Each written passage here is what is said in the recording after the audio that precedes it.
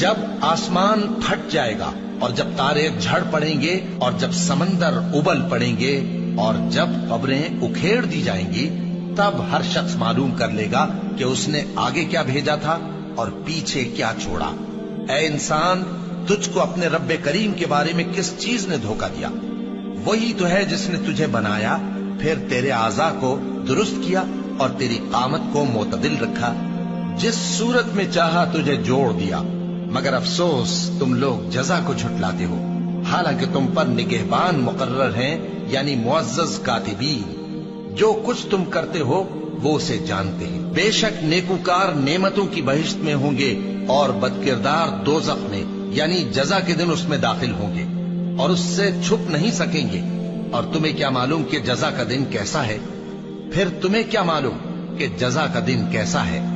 جس روز کوئی کسی کے کچھ کام نہ آ سکے گا اور حکم اس روز اللہ ہی کا ہوگا۔